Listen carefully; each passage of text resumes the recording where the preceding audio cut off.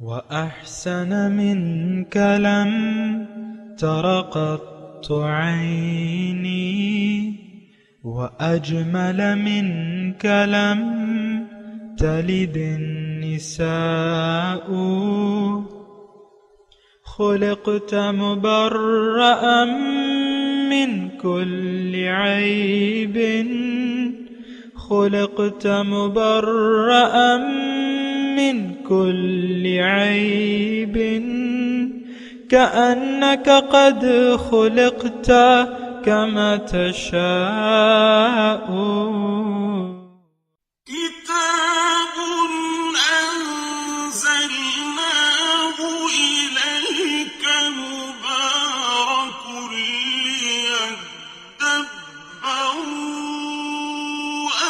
آياته وليتذكر أولو الألباب۔ یہ کتاب برکت والی ہے جسے ہم نے آپ کی طرف نازل فرمایا ہے تاکہ دانش مند لوگ اس کی آیتوں میں غور و فکر کریں اور نصیحت حاصل کریں۔ اللہم صلی علی سیدنا محمد وعلی آل سیدنا محمد بعدد کل ذرۃ مئۃ الف الف مرۃ۔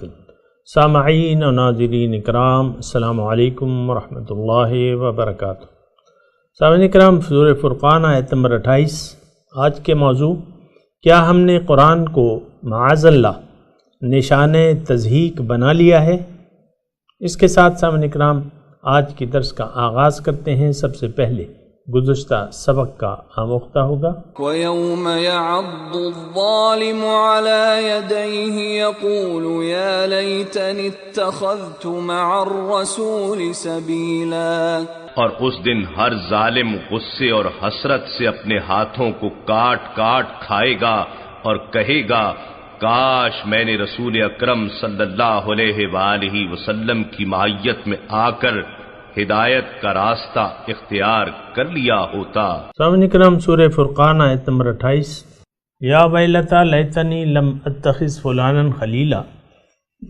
ظالم شخص یہ کہے گا کہ کاش میں نے فلاں کو دوست نہ بنایا ہوتا۔ لقد اضلنی عن الذکر بعد اذ جانی۔ اس نے تو مجھے گمراہ کر دیا بعد ذکر سے، اس کے بعد کہ وہ میرے پاس آئی نصیحت۔ وکان شیطان للانسان خذولا، اور شیطان تو انسان کو رسوا کرنے والا ہے۔ سامعین کرام، اس پچھتاوے کا تذکرہ ہو رہا ہے جو روز قیامت ظالم لوگ کریں گے، اور وہ پچھتاوا اپنے غلط قسم کے دوستوں کے ساتھ کریں گے، یعنی غلط لوگوں کی دوستی جو انہوں نے دنیا میں اختیار کی ہوگی ان کے ساتھ اس پہ وہ پچھتاوا کریں گے کہ کاش میں نے۔ اس میں ایک نقطہ ہے سامعین اکرام ان دونوں آیات میں، لقد اضلنی عن الذکر بعد اذ جاءنی، کہ مجھے انہوں نے گمراہ کر دیا نصیحت سے جب وہ میرے پاس آئی۔ اس کا مطلب کیا ہے؟ اس کا مطلب یہ ہے، یعنی ایک ضمنی نقطہ میں عرض کر رہا ہوں کہ ہدایت دینا بنیادی طور پہ اللہ تعالیٰ کی ذمہ داری ہے۔ اللہ تعالیٰ انسان کو دنیا میں ہدایت کا موقع ضرور دیتا ہے، کسی بھی ہر انسان کو۔ یعنی یہ میرا ایمان ہے، عقیدہ ہے کہ اللہ تعالیٰ نے فرمایا کہ ان علینا للہدی، انسان کو ہدایت دینا میری ذمہ داری ہے۔ تو نہ صرف یہ کہ اس نے ایک اجتماعی طور پہ ہم پہ کلام نازل کیا ہے، نہ صرف یہ کہ ایک رسول ہیں ہمارے لیے جو کہ رحمت اللہ عالمین ہے اور تمام جہان والوں کے لیے، اس کے علاوہ بھی سامعین اکرام یہ بات نوٹ کر لیں میرے سامعین کہ ہر انسان کو سدھرنے کا موقع انسان کو اللہ تعالیٰ دیتا ہے دنیا میں کسی بھی طریقے سے، یہ اس کی حکمت ہے اور ذمہ داری ہے، اسی پہ انسان کی پکڑ ہوگی سامعین اکرام بہرحال۔ اور ایک سے زیادہ مواقع انسان کو اللہ تعالیٰ دیتا ہے۔ یہاں بھی لقد اضلنی عن الذکر، دیکھیں ظالم لوگ تو بہت ہیں۔ اب میں اس کی تفصیل کا کوئی خاص فائدہ نہیں ہے کہ میں بہرحال میں یہ اختصار سے آپ سے عرض کر رہا ہوں کہ ظالم لوگ بہت ہیں دنیا میں جو اپنے اوپر ظلم کر رہے ہیں، لیکن ہر ایک کو موقع دینا یہ اللہ تعالیٰ کی ذمہ داری ہے. ہر ایک کو کسی نہ کسی لمحے زندگی کی کسی بھی لمحے ذمہ داری ملتی ہے. ویسے تو یعنی ہدایت جو ہے عام ہے، لیکن بہرحال میں اس پہ زیادہ تفصیل میں نہیں جانا چاہتا. میں یہ کہہ رہا ہوں کہ یہاں دو چیزیں ہیں. ایک تو اس آیات سے یہ ہے کہ آپ اپنے دوست اچھے لوگوں کو بنائیں، غلط لوگوں کو اچھی صحبت میں بیٹھیں. یہ یعنی وہ ہے اچھے لوگوں سے دوستی اختیار کریں، اچھے لوگوں کی صحبت میں بیٹھیں، اور یہی حکم اللہ تعالی ہمیں دے رہا ہے. اللہ کے رسول نے بھی ہمیں یہی راستہ بتایا ہے کہ اچھے لوگوں کے ساتھ دوستی اختیار کرنی چاہیے. تو لقد اضلنی عن الذکر، یعنی یہ چونکہ پچھتاوا ہوگا قیامت کے دن، لہٰذا اس سے پہلے غلط قسم کے لوگوں سے پہلے تو زندگی کے مقصد کا ایک تعین کرنا چاہیے. میں یعنی اپنی دانش میں سب سے پہلے قابل ترجیح یہ بات سمجھتا ہوں کہ دوست آپ یعنی ظاہر انسان اپنے مطلب کے دوست بناتا ہے. جو نشئی لوگ ہیں، انسان نشیوں کی محفل میں بیٹھنا پسند کرتا ہے عام طور پہ. تو اس سے پہلے کہ آپ کسی کو دوست بنائیں، آپ اپنے لیے ایک زندگی کے رخ کا تعین ضرور کر لیں کہ میں نے زندگی کیوں گزارنی ہے. زندگی کے اہداف مقرر کر لیں، زندگی کی ایک منزل بنا لیں. اکثر یہی ہوتا ہے سامعین کرام کہ ہماری زندگی کی اول تو کوئی منزل نہیں ہے، نمبر ایک حقیقی منزل نہیں ہے ہماری، ہم ایک بامقصد زندگی نہیں گزار رہے. نمبر ایک بات یہ نوٹ کر لیں. اس میں کوئی شک و شبہ ہے تو آپ کسی سے پوچھ لیں، مجھ سے پوچھ لیں. اگر آپ نے زندگی کا مقصد صحیح بنا لیا، پھر آپ کو اچھے لوگوں کی صحبت کی ضرورت ہوگی، وہ بھی آپ نے ڈھونڈنے ہوں گے. بہرحال میں یہ کہہ رہا ہوں کہ زندگی کا ہدف مقرر کرنا نہایت ضروری ہے. آج تو ہم اس چیز کی ضرورت محسوس نہیں کرتے. اس کی وجہ یہ ہے کہ ہم ظاہر کی زندگی پر دھوکہ کھا چکے ہیں. ظاہر مادے کی زندگی کو یا میٹیریل کو ہم نے اصل سمجھ لیا ہے اور اصل ہی کو ہم مقصود بنا بیٹھے ہیں. آج دیکھیں ہماری تمام دوڑ دھوپ جو ہے وہ ظاہر دنیا کے لیے ہے. یہی ہمارے ذہن میں عقل و فکر اور دل میں سمائی ہوئی ہے. تو یہ ایک بہت غلط یعنی تباہ کن سوچ ہے. میں آپ کو یہ ضرور کہوں گا، اور روز قیامت انشاءاللہ آپ کو میری یہ بات یاد آئے گی کہ یہ ایک تباہ کن سوچ ہے کہ آپ دنیا ہی کو اپنی منزل بنا لیں اور اسی کو اپنی منزل بنا کے سوچتے رہیں، اور ساری سوچیں آپ کی دنیا اور میٹیریل کے گرد گھومتی رہیں. بہرحال یہ غلط بات ہے. صحیح حقیقت کو فیس کریں. آپ اپنی حقیقت کو جانیں، اپنے آپ کو پہچانیں، اپنی منزل کو پہچانیں، اور اپنے اللہ کو اپنی منزل بنا لیں، اور آخرت کو ترجیح دیں دنیا پر. تو بات یہ ہے کہ یہ ساری باتیں ہیں سامنے کرام سوچنے کی. تو بہرحال آگے چلتے ہیں. وَكَانَ الشَّيْطَانُ لِلْإِنسَانِ خَذُولًا، شیطان جو ہے انسان کو رسوا کر دے. دیکھیں شیطان کی تو ڈیوٹی یہی ہے کہ وہ انسان جس کی بنا یعنی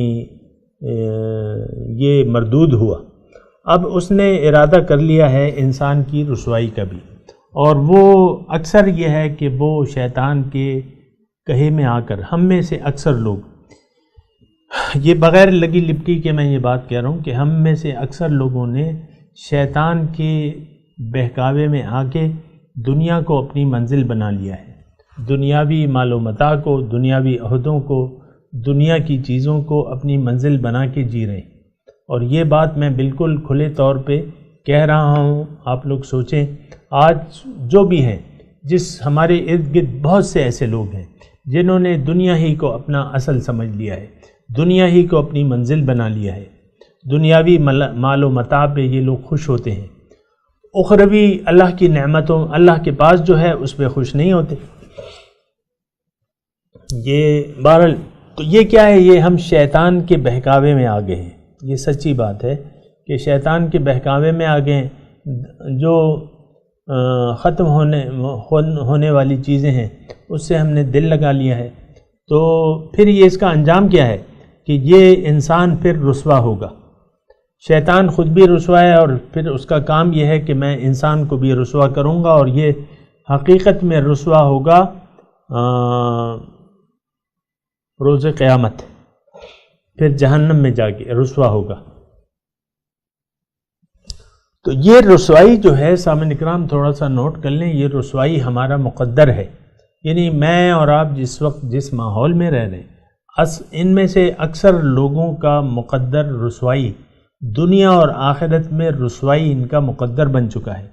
دیکھیں اصل رسوائی تو اللہ کے حضور رسوائی ہے۔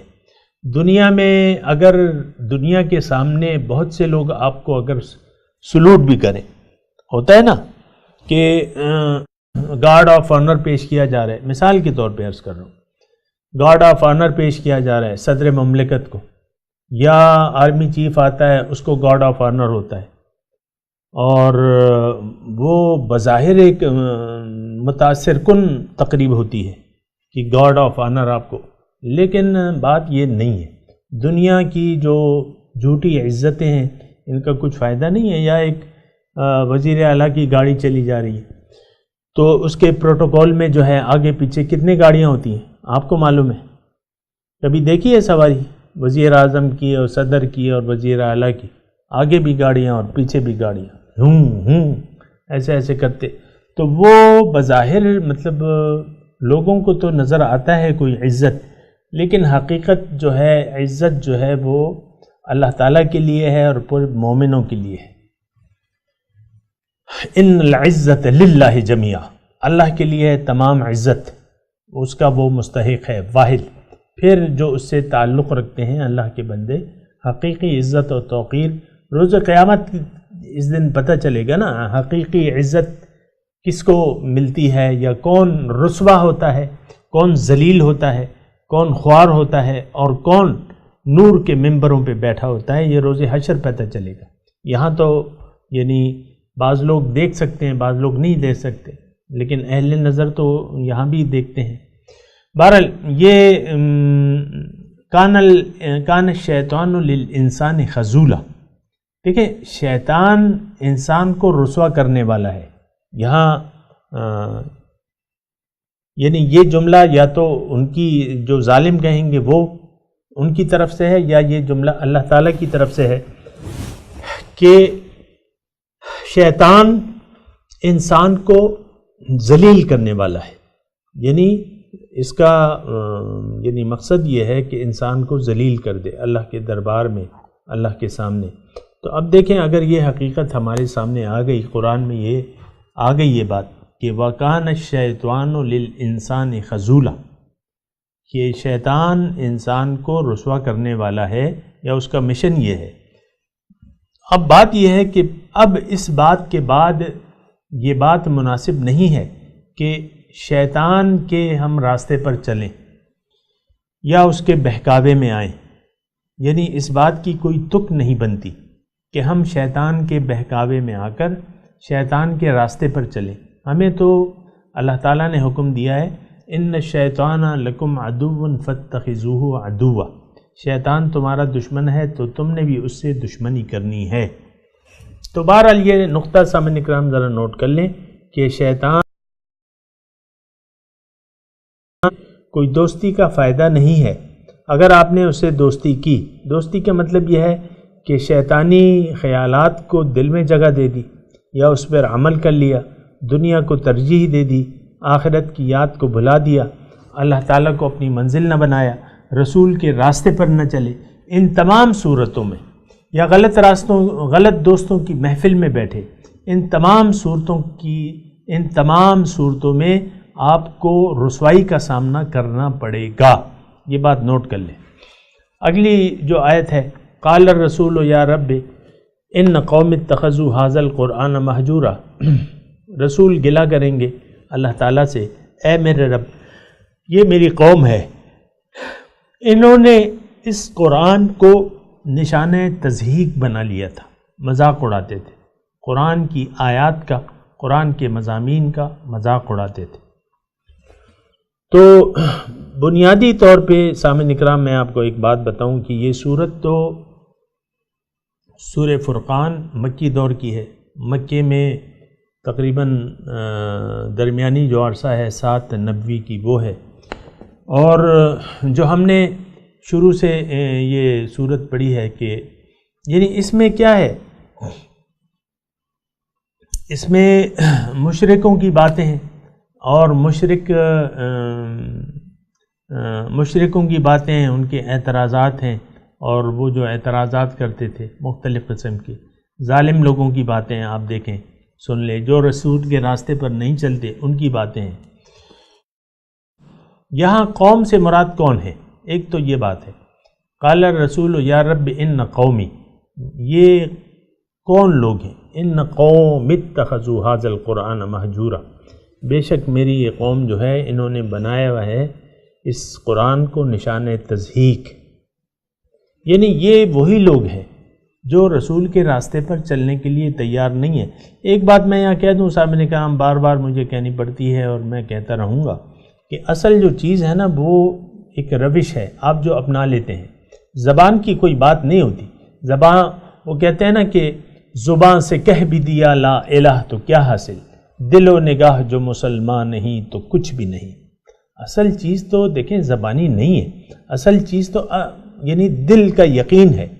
اگر آپ کا دل کا یقین ہے کہ اللہ تعالیٰ میرا مقصود، محبوب، مطلوب اور معبود ہے تو پھر تو بات صحیح ہے.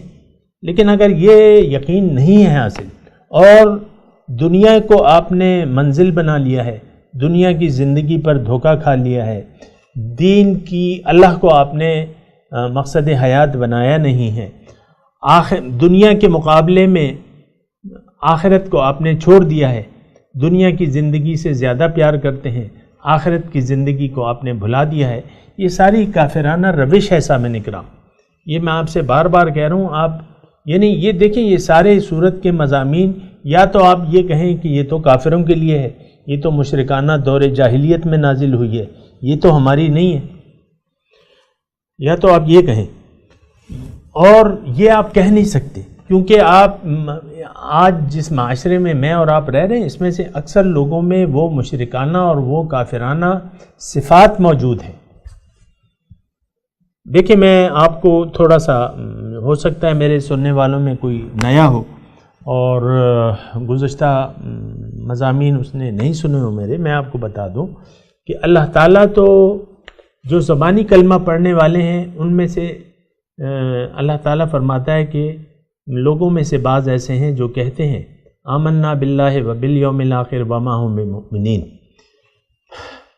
کہ لوگوں میں سے بعض ایسے ہیں جو کہتے ہیں ہم ایمان لائے اللہ پہ، یوم آخرت پہ، حالانکہ یہ ایمان والے نہیں ہیں، یہ دھوکہ دے رہے ہیں. یخادعون اللہ والذین آمنوا، یہ دھوکہ دے رہے ہیں اللہ کو، کوشش کر رہے ہیں اور صاحب ایمان لوگوں کو، لیکن یہ دھوکہ نہیں دے سکتے لیکن اپنے آپ کو، اور ان کو اس بات کا پتہ بھی نہیں ہے. وما یشعرون، یا اللہ تعالیٰ نے فرمایا وما یؤمن اکثرهم باللہ الا وهم به مشرکون، بہت سے لوگ جو ایمان لے آتے ہیں وہ ایمان کے ساتھ یعنی اللہ تعالیٰ کے ساتھ شریک کرتے ہیں اور ہستیوں کو. وما یؤمن اکثرهم باللہ الا وهم به مشرکون، یہ لفظی ترجمہ میں نے کہ ایمان آپ زبان سے کہہ دیں گے لیکن عملی طور پہ آپ شرکیہ اعمال و افعال میں مبتلا ہوں گے، یا مشرکانہ عقیدہ ہوگا. یہ بھی تو ایک بات ہے نا. دیکھیں عقیدے کی بات ہوتی ہے، حقیقت میں تو عقیدے پہ ڈیپینڈ کرتا ہے، یعنی زبان پہ نہیں. عقیدہ آپ کا کیا ہے، یقین کیا ہے. عقیدہ کہتے ہیں یقین کو، ہمارا یقین تو ظاہر پہ ہے، یہ تو آپ کو معلوم ہے نا، اس میں تو زیادہ تشریح کی ضرورت نہیں ہے نا. تو بات یہ ہے کہ یہ میں جو آیت پڑھ رہا ہوں نا، قال الرسول یا رب ان قوم اتخذوا ھذا القرآن مہجورا، اب ایک یہ روش کی بات ہو رہی ہے. وہاں کے کافروں نے، یعنی جس وقت یہ آیات کا نزول ہو رہا تھا وہاں کافروں نے اس مضامین کو مذاق سمجھ لیا تھا. حضور صلی اللہ علیہ وسلم رسول تھے، وہ کہتے تھے یہ کیسا رسول ہے، یہ تو کھاتا پیتا ہے، گلیوں میں چرتا پھرتا ہے، بازاروں میں، یہ کیسا رسول ہے. اس کے ساتھ تو کوئی فرشتہ نہیں ہے، اس پہ کوئی خزانہ نہیں ہے اس کے پاس، اس کے تو باغات نہیں ہیں، یہ تو ہماری طرح کا انسان ہے۔ تو یہ حالات تھے۔ تو رسول کو یعنی پھر قرآن کے جو مضامین تھے کہ بھئی تم مرنے کے بعد دوبارہ زندہ ہوگے، تمہیں اللہ تعالیٰ دوبارہ زندہ کرے گا، ان کو بھی یقین نہیں آتا تھا اور مذاق اڑاتے تھے۔ تو مہجورہ مطلب نشان تضحیک، کہ آپ ایک بات کو ایک بات پہ آپ یقینی نہیں کرتے۔ تو آج کیا صورتحال ہے سامعین کرام، آپ کا کیا خیال ہے؟ ہم نے بھی اس قرآن کو نشان تضحیک بنا لیا ہے۔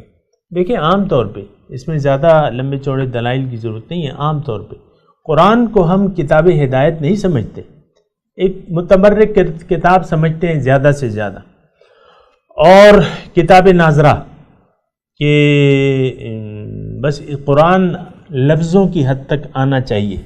یہ دیکھیں میں تو آپ ہی سے ہوں، آپ کے معاشرے کے اندر ہی رہ رہا ہوں، اور مجھے معلوم ہے کہ لوگوں کی سوچ کیا ہے۔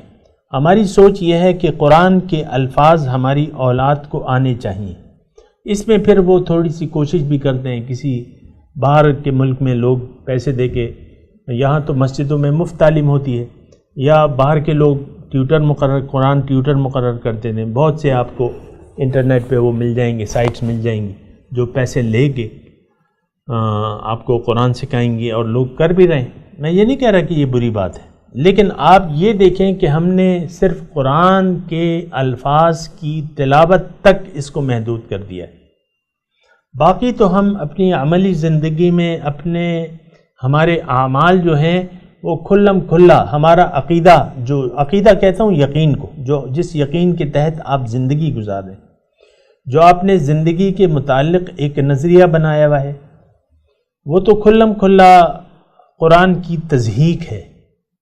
یعنی آپ نے اصل دنیا کو ظاہر دنیا پہ دھوکہ کھا لیا ہے کہ یہی اصل دنیا ہے، اسی کے لیے آپ ساری کوششیں کر رہے ہیں، اسی میں آپ رل مل گئے، اسی معاشرے کا یعنی طور طریقے اسی معاشرے کے اپنا لیے ہیں۔ اسلامی یعنی شریعت کا آپ کو کچھ لحاظ تو نہیں ہے۔ اس پاکستان کے معاشرے کی میں بات کر رہا ہوں، باہر کے معاشرے تو زیادہ ابتر حالت میں ہیں، وہاں کے لڑکے، وہاں کی لڑکیاں، وہاں کی سوچ وہ بہت یعنی خراب حالت ہے۔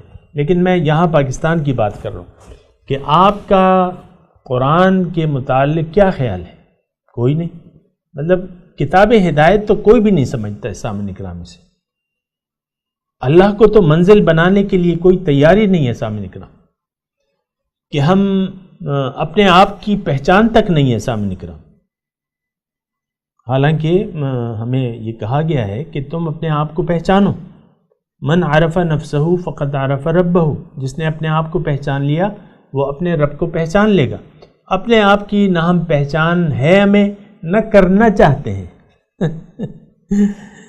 یہ بات بھی تو ہے نا، نہ کرنا چاہتے ہیں، کیونکہ آپ کہتے ہیں اگر ہم یہ کریں گے، اپنے آپ کو پہچان لیں گے، تو یار ہماری ظاہری زندگی تو بہت فرق پڑے گا، ہماری آزادی جو ہے وہ سلب ہو جائے گی، ہمیں پھر لمبی داڑیاں رکھنی پڑیں گی۔ مثال کے یعنی آپ کی سوچ یہ ہے کہ لمبی داڑیاں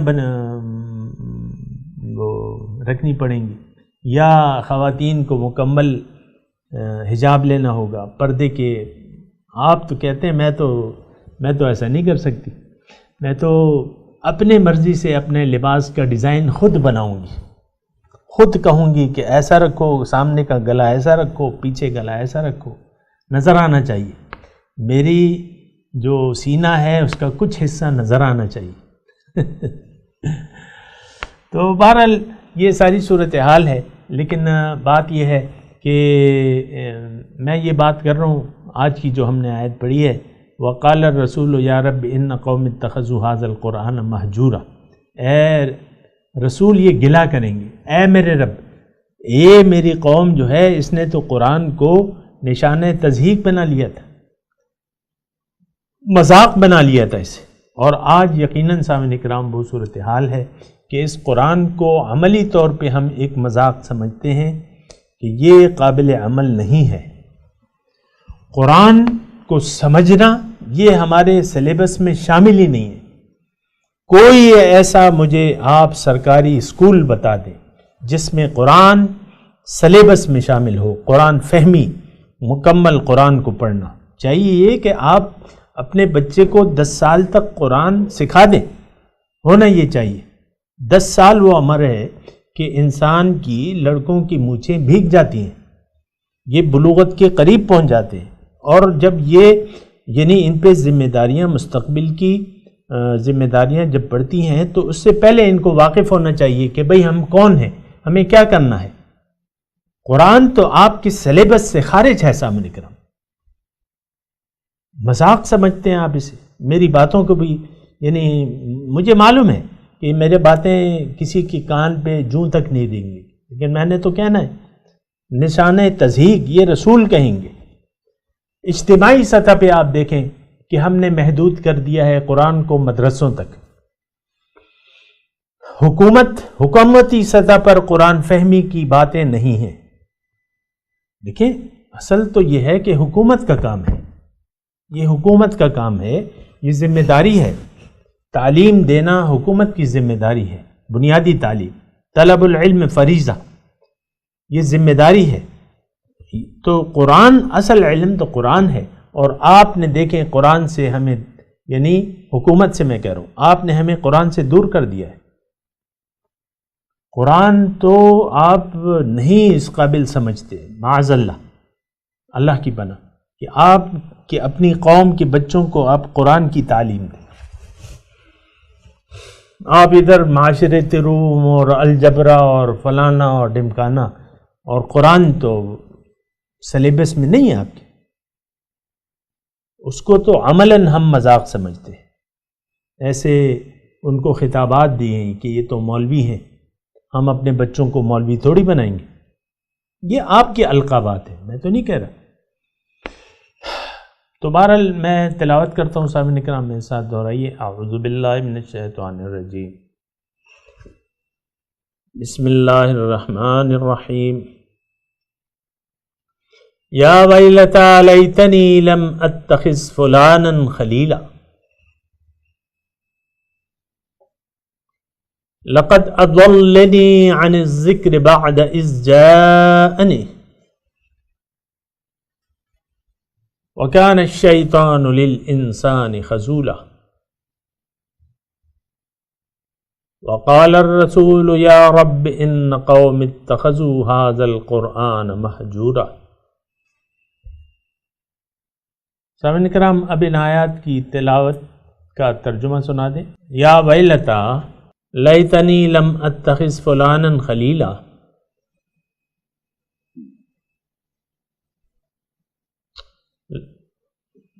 ظالم لوگ کہیں گے کاش میں فلاں کو اپنا دوست نہ بناتا۔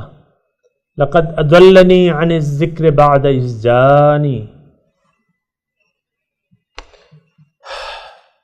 اس نے تو نصیحت آ جانے کے بعد مجھے اس سے گمراہ کر دیا۔ وَكَانَ الشَّيْطَانُ لِلْإِنسَانِ خَذُولًا، اور شیطان تو انسان کو رسوا کرنے والا ہے ہی۔ وَقَالَ الرَّسُولُ يَا رَبِّ إِنَّ قَوْمِ اتَّخَذُوا هَذَا الْقُرْآنَ مَهْجُورًا،